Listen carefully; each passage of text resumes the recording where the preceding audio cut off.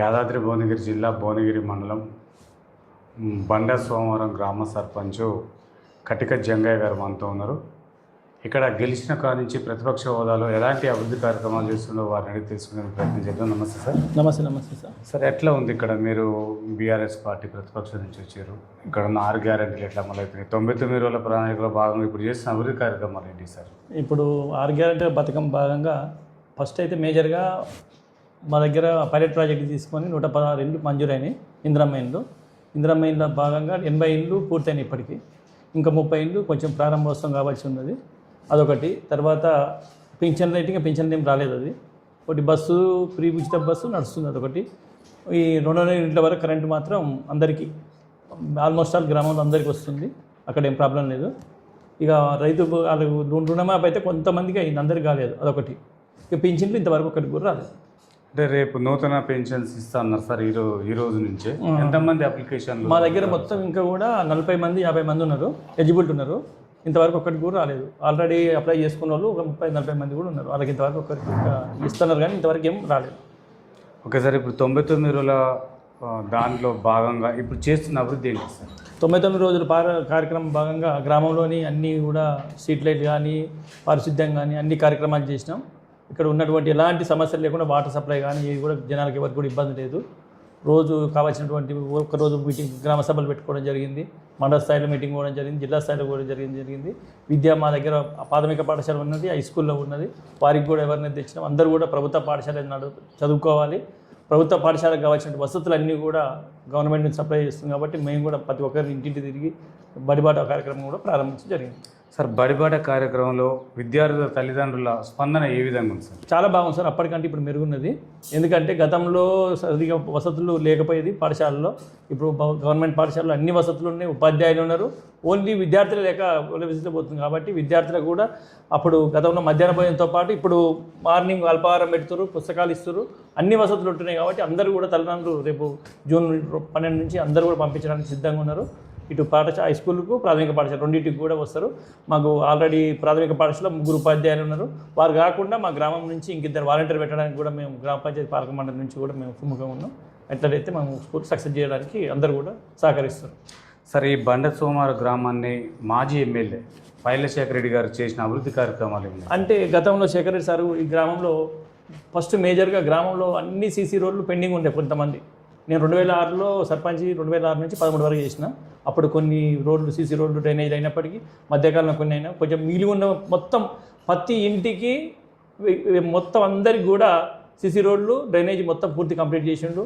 రామలింగేశ్వర స్వామి గుట్ట మీకు CC road వేయించిండు. గుట్ట నిర్మాణానికి సీఎఫ్ నిధుల నుంచి నిధులు మంజూరు చేసిండు. అట్నే రజక సంఘానికి భవనం నిర్మాణానికి ఇచ్చిండు. పద్మశాలికి ఏమో కాంపౌండ్ వాళ్ళు భవనానికి కాంపౌండ్ వాళ్ళు నిర్మాణం చేసిండు. ఎస్సీలకు బిల్డింగ్తో పాటు కాంపౌండ్ వాళ్ళు. అదే మాదిరిగా గౌడ్స్కి ఏమో చుట్టూ కాంపౌండ్ ప్రహారీ గోడ అంటే వాళ్ళకు కూడా ప్రహారీ గోడ నిర్మాణానికి సహకరించిండు. అదే మాదిరిగా బండసోరం నుంచి వేరే రోడ్ లేదు మాకు. రోడ్ అంటే మట్టి రోడ్ ఉండేది, దాన్ని కూడా బీటీ చేయడానికి ఆయన ఉన్నప్పుడు నిధుల నుంచి అప్పుడు పెట్టాం. దాదాపు 4,50,00,000 రూపాయలు మాజీ ఎమ్మెల్యే గారి గ్రామానికి వెచ్చించడం జరిగింది. ఓకే సార్, ఇప్పుడున్న కుంభం అనిల్ కుమార్ రెడ్డి గారు ఎమ్మెల్యే గారు ఎట్లాంటి అభివృద్ధి చేస్తుండ్రు? ఈ గ్రామం పైన నిధులు ఏ విధంగా వస్తుంది? ఈ గ్రామానికి అనిల్ రెడ్డి గారు వచ్చిన తర్వాత వాటర్ సప్లైకి సంబంధించినటువంటి ఒక 5 లక్షల రూపాయలు వాటర్ సప్లై పెట్టిండు. అదే మాదిరిగా గ్రామాన్ని ఇందిరమ్మ ఆదర్శ గ్రామంగా తీసుకొని 114 ఇళ్ళకి మొత్తం పైలట్ ప్రాజెక్ట్ కింద అందరికీ నిరుపేదైనటువంటి కుటుంబాలందరికీ కూడా అందరికీ ఇండ్లు మంజూరు చేయడం జరిగింది. అవే కాకుండా వారి నిధుల నుంచి ఎప్పుడు వచ్చినా కానీ మాకు అల్ల సహకరిస్తుంది.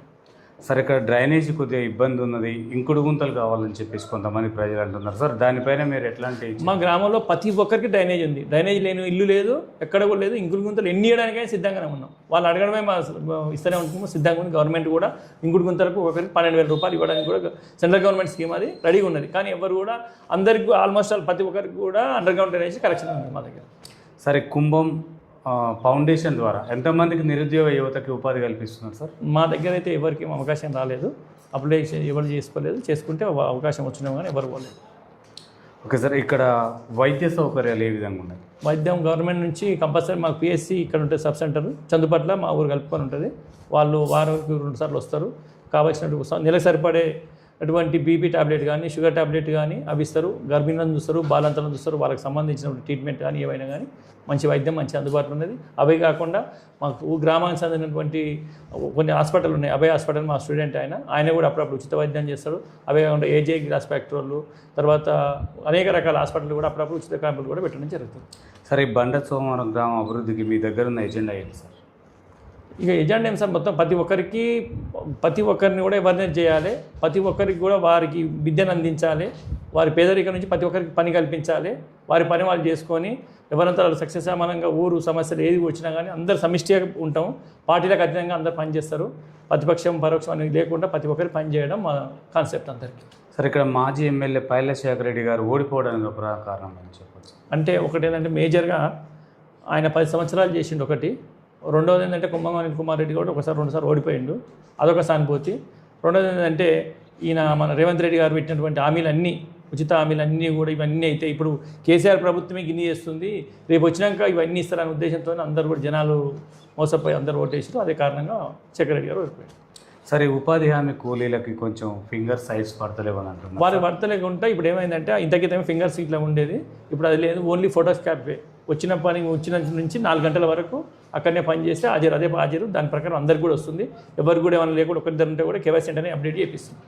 ఒకసారి ఇక్కడ కుక్కలు, వీధి కుక్కలు కూడా ఉన్నాయంటున్నారు. వాటిపైన మీరు ఏమన్నా? వీధి కుక్కలు ఆటోమేటిక్గా అవే కొన్ని తక్కువనే ఆల్రెడీ. ఏమైనా ఉన్నా కానీ వెంటనే పట్టించడానికి కూడా మేము గతంలో కోతులు ఉండేది 160, 70, 100 కోతులు ఉంటే కూడా నేను సర్పంచ్ గెలిచిన తర్వాత స్వచ్ఛందంగా నేనే పట్టించి పంపించేసిన. కుక్కలు కూడా పట్టించడానికి ప్రయత్నం చేస్తాం. తక్కువనే ఉన్నాయి మా దగ్గర. ఉన్నప్పుడు ఈ ఎండాకాలం సీజన్ అయినప్పటికీ తట్టుకోవట్లేవు, అవి కూడా కొన్ని చనిపోతున్నాయి. ఇక వాటిని ఏమైనా ఉంటే పట్టించడానికి ప్రయత్నం చేస్తాం. సార్, మీరు నిరుద్యోగ యువతకి ఎలాంటి ఉపాధి కల్పిస్తున్నారు? ఇప్పుడు చాలామంది కూడా వాళ్ళు సొంతంగా కొంతమంది ఫ్లెక్సీలలో పనిచేస్తున్నారు. తర్వాత కొంతమంది ఐటీసీ మా దగ్గర సీరియట్లో దాంట్లో కొంతమంది చేస్తారు. కొంతమంది ఏజే గ్యాస్లో చేస్తారు. వేరు స్వచ్ఛందంగా వాళ్ళంతా వాళ్ళు ఏదో ఉపాధి కల్పించుకొని వాళ్ళందరూ యువతులు అందరూ కూడా పనిచేస్తారు. అవే కాకుండా ఇంకా మనకి ఇన్ని ఎంప్లాయ్మెంట్ ఏమైనా అవసరం ఉన్నాయని కంపల్సరీ మా గ్రామానికి ఎక్కువ మంది తీసుకుపోయి ఎంప్లాయ్మెంట్ చేయడానికి చూస్తారు. సార్, ఇక్కడ ఉన్న నిరుద్యోగ యువతకి గ్రంథాలయం ఏర్పాట్లు ఏమైనా చేస్తారు? గ్రంథాలయం ఉన్నది సార్, ఆల్రెడీ ఉన్నది. వాళ్ళు చదువుకుంటారు. పుస్తకాలు కూడా ఉన్నాయి. ఎట్లా అంటే దాంట్లో ఎట్లాంటి పుస్తకాలు దాతల ద్వారా ఏమన్నా ఇస్తున్నారు? దాతలే ఇచ్చారు. ఆల్రెడీ ఇదివరకు నిరంతర విద్యా కేంద్రం అని ఉండే, ఓ దాత 10,000 పెట్టి బుక్స్ ఇప్పించిండు. తర్వాత దాన్ని భవనం కూడా ఉన్నది మా దగ్గర. ఆ భవనంలో సమయం ఉన్నప్పుడు చదువుకుంటారు. సార్, మహిళా భద్రత కోసం మీ దగ్గర ఉన్న ప్రణాళిక ఏముంది సార్? మహిళలు మా దగ్గర మొత్తం 356 మంది మహిళా సంఘాలు ఉన్నాయి. వారికి పక్కా భవనం ఉన్నది. వాళ్ళ సంఘాల నుంచి కూడా పొదుపు చేసుకుంటారు, అప్పులు చేసుకుంటారు. మా దగ్గర బాల్య వివాహాలు కానీ తర్వాత ఎలాంటి అరాచ్మెంట్ కేసులు కానీ ఎలాంటి భార్యాభర్తల మధ్య విభేదాల కేసులు కూడా మా దగ్గర మొత్తం ఏదో ఒకటి నుండి కూడా ఉండవు. అందరికీ కూడా రక్షణ కల్పిస్తాం. ఏలాంటి ఇబ్బంది కూడా ఉండదు అందరికీ. సార్, గ్రామ భద్రతకు కొరకై సీసీ కెమెరాలు ఏర్పాట్లు అవి కూడా చేస్తాం. దాతల సహకారంతో మొన్ననే అనుకున్నాం. మా ఎస్ఐ గారు కూడా చెప్పిండు. అది కూడా ఈ మధ్యకాలంలో మేము అనుకున్నాం. ఈ మధ్యకాలంలో అది కూడా పూర్తి చేస్తాం. సార్, ఇక్కడున్న కొంతమంది యువత బానిస అదే మన మద్యానికి బానిసలు కావటం ఒకప్పుడు అట్లా పోలీసుల వాళ్ళ ద్వారా అవగాహన సదస్సులు ఏమైనా ఏర్పాటు ఒకసారి పెట్టించినాం సార్. సాధ్యమైన ఒకప్పుడు గతంలో ఉండేది. ఇప్పుడు అలాంటిది కూడా ఏం లేదు. పిల్లలు కూడా అందరూ కూడా అవేర్నెస్ వచ్చింది. చదువుకోవాలి, ఏదైనా ఉద్యోగం చేయాలి, ఉద్యోగం చేయకుండా ఇబ్బంది ఉండే ఉద్దేశంతో అందరూ కూడా మద్యానికి కూడా ఎవరు కూడా ఇక్కడ మా దగ్గర బానిసలేరు. అసలు అది లేదు, అవకాశం కూడా లేదు మా దగ్గర.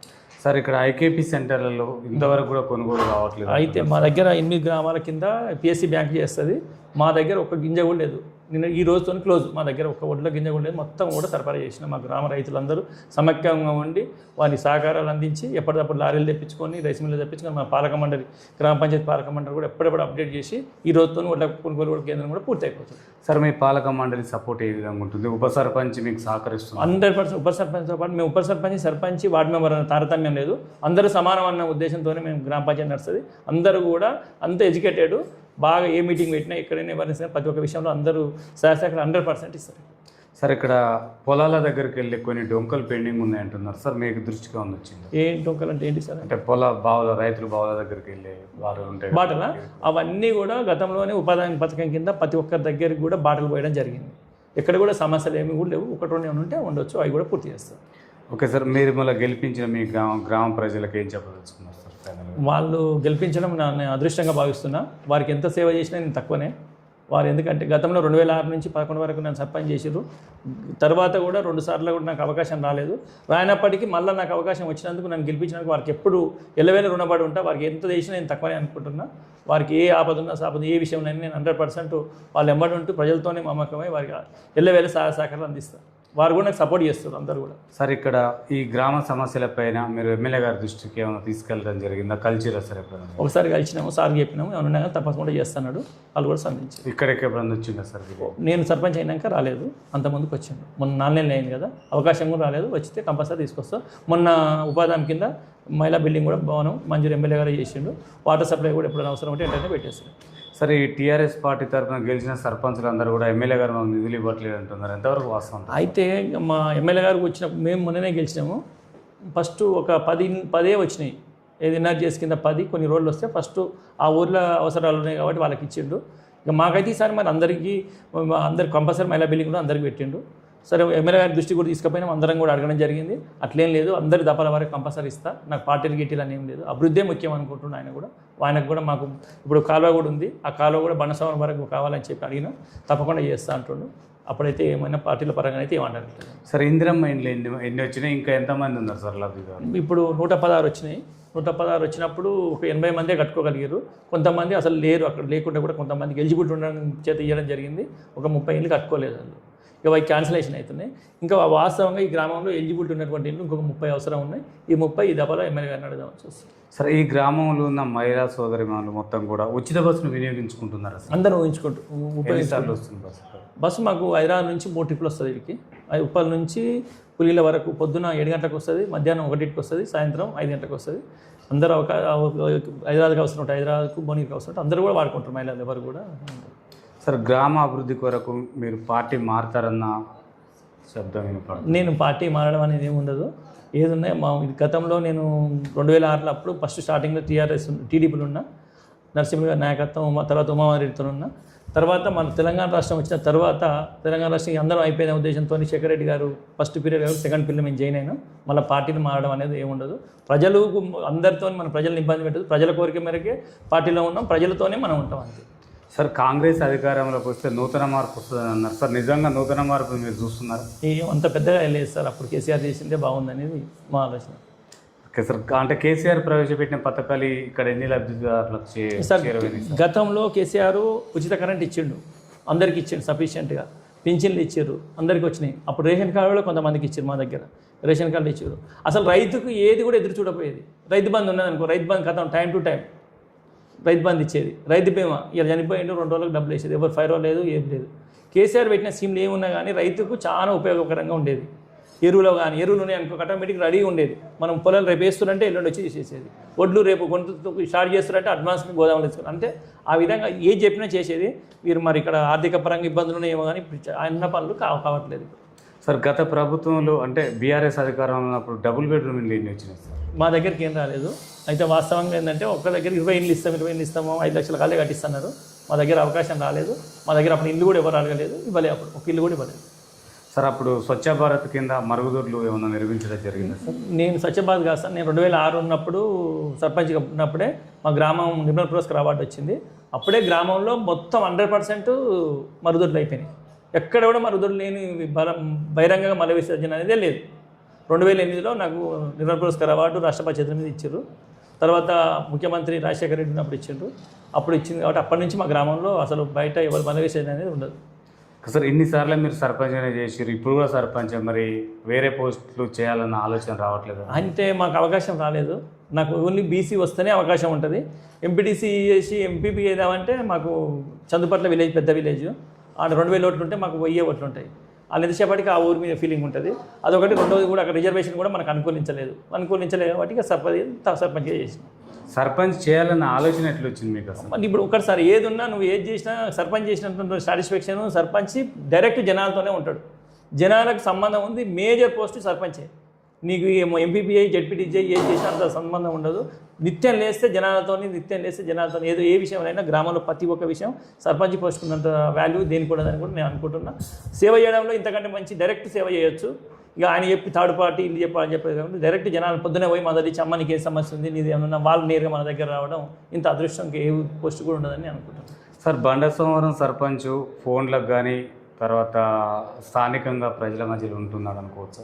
ఉంటాను సార్, 100% ఫోన్లో అందుబాటులో ఉంటా, స్థానికంగా కూడా అందుబాటులో ఉంటాను. నేను ఎక్కడ కూడా ఉంటాను. ఇప్పుడు ఫోన్ చేసినట్టు వెంటనే లేపుతూనే ఉంటాను. సరే, ఏమైనా పక్కకి ఏమైనా మాట్లాడుతున్నప్పుడు కూడా వెంటనే మళ్ళీ రికాల్ చేసుకొని మాట్లాడతాను. ఆ సమస్య ఏమి ఉండదు. 5 సంవత్సరాలు మీకు మొత్తం ఒక బాధ్యతను పెట్టారు. ఎందుకంటే గతంలో చేసిరు కాబట్టి మీ మీద నమ్మకంతో, ప్రతిపక్షం నుంచి వచ్చినా కూడా అభివృద్ధి చేస్తున్న నమ్మకంతో పెట్టారు. వాళ్ళ నమ్మకానికి మీరు ఎలా చేయబోతున్నారు? గత సర్పంచ్ల కంటే మీరు మెరుగైన అభివృద్ధి చేయడానికి మీ దగ్గర ఏముంది? ప్రజలకు ఏం చెప్తారు? ప్రతి ఒక్క విషయంలో అప్పుడు గతంలో చేసినటువంటి వాళ్ళు కొన్ని చేసి కొన్ని ఇచ్చిపెట్టేసారు, పట్టించుకోలేదు. మేము వచ్చేటప్పటికి పారిశుద్ధ్యం కరెక్ట్ లేకుండే, స్ట్రీట్ లైట్ లేకుండే, తర్వాత గ్రామంలో సమస్యలు కానీ ఫోన్ చేస్తే కూడా పట్టించే రెస్పాన్స్ లేకుండే. ప్రతి ఒక్క విషయంలో అందరు పాలకపక్షంతో ప్రతి ఒక్క విషయంలో పబ్లిక్ యొక్క పాలన వాళ్ళని అనుసరించి మేము పనిచేస్తాం. వాళ్ళు ఏ పని చెప్పినా ఏ విషయంలో ముందుండి పనిచేస్తారు, మేము సిద్ధంగా ఉన్నాం. అప్పుడు కూడా మీరే కదా సార్ అధికారం ఉన్నది, ఎందుకు లోపం జరిగింది అంటారు? ఎప్పుడు అప్పుడు మేము చేయలేదు. మేము 2006 నుంచి 13 వరకే సర్పంచ్ చేసిన. గత 10 సంవత్సరాల నుంచి నాకు అవకాశం రాలేదు. ఒకసారి ఎస్సీ వచ్చింది, ఒకసారి మహిళ వచ్చింది, కానీ నేను చేయలేదు, వేరే వాళ్ళు చేశారు. చేసినప్పటికి కూడా మేము వాళ్ళు కాంగ్రెస్ పార్టీ నుంచి గెలిచారు, అయినా కానీ మేము అధికార పార్టీ ఉన్నాం కాబట్టి గ్రామాన్ని అభివృద్ధి చేసుకోగలిగాం. సార్, తడి చెత్త పొడి చెత్త కార్యక్రమంలో ఇక్కడ సిబ్బంది పనితీరు ఏ విధంగా? మంచిగా ఉంటుంది సార్. రోజు డే బై డే, ఒక రోజు తప్పి ఒక రోజు కంపల్సరీ సేకరిస్తాం, తీసుకుపోయి అక్కడ సేంద్రియ ఎరువు తయారు చేస్తాం. మా మంచిగా ఉంటుంది, పని కూడా బాగుంటుంది. దగ్గర సేంద్రియ ఎరువు అవుతాయి. సార్, ఇక్కడ సిబ్బంది కొరత ఏమన్నా ఉందా? ఏం లేదు సార్, కొరత. 4 ఉన్నారు. 4 ఎవరి పని, ఒక ఆయన వాటర్ మ్యాను, ట్రాక్టర్ ఆయనే నడుపుకుంటాడు, కారోబారి కూడా ఆయన చూసుకుంటాడు, ఒక ఆయన మోరీల పని చూసుకుంటాడు, లైట్లు అవన్నీ చూసుకుంటాడు, 2 ఉంటే స్వీపర్లు ఉంటారు, ఊడుస్తారు అంతా బజార్లో. వాళ్ళతోనే సర్పంచ్ సాటిస్ఫాక్షన్ ఉందండి? మంచిగా ఉంటుంది, మంచిగా ఉంటుంది. మనం సేవ చేయాలనే ఉద్దేశంతోనే వచ్చినాం కాబట్టి మనకు తృప్తే ఉంది, అంతే. Okay sir. ఇంకొకటి ఏంటంటే, మా పెద్ద గ్రామ పంచాయతీ మా పెద్ద ఆర్థిక పనులు ఉన్నటువంటి గ్రామం కాదు. ఇలా ఫంక్షన్ కావాలంటే దాతల సహకారంతో అందరూ తలాయిని ఇచ్చేసి దాని ఫంక్షనాన్ని ఇలా మంచిగా రన్నింగ్ చేసుకొని మళ్ళీ పేదవాళ్ళకు ఉపయోగపడతారు చేసినాం. మా గ్రామంలో ఎవరు ఏ చిన్న ఫంక్షన్ చేసుకున్నా ఏది చేసుకున్నా వాళ్ళకి 3000 రూపాయలు మెయింటెనెన్స్ ఛార్జెస్ అంతే. పక్క ఊళ్ళకైతేనేమో 5000 రూపాయలు తీసుకుంటాం. సార్, ఆర్థిక వనరులు ఎట్లా సమకూరుస్తారు సార్ ఈ గ్రామం? ఇక ఆర్థిక పరంగా గ్రామం కొంచెం వీకే. ఇక ఉన్నకాడి దాతల సహకారము, గవర్నమెంట్ నుంచి వచ్చిన, సెంట్రల్ గవర్నమెంట్ నుంచి వచ్చిన నిధులతో ఉన్నటువంటి వాటితో అడ్జస్ట్మెంట్ చేసుకొని పని చేసుకోవాలని. అంటే ఇప్పుడు రాష్ట్ర ప్రభుత్వం నిధులు ఏమని? ఇంతవరకు మేము వచ్చినప్పటి నుంచి రాలేదు. గత 2 సంవత్సరాల నుంచి కూడా 1 2 రూపాయలు కూడా రాలేదు. మొత్తం కేంద్ర నిధులు కూడా మొన్నటి వరకు అయిపోయినాయి. మొన్ననే కేంద్ర నిధులు స్టార్ట్ అయినాయి, వస్తున్నాయి అన్నారు, అంతే. Okay sir, thank you sir. చూస్తున్నాండి మీ తెలుగు టీవీ. మరో వ్యక్తితో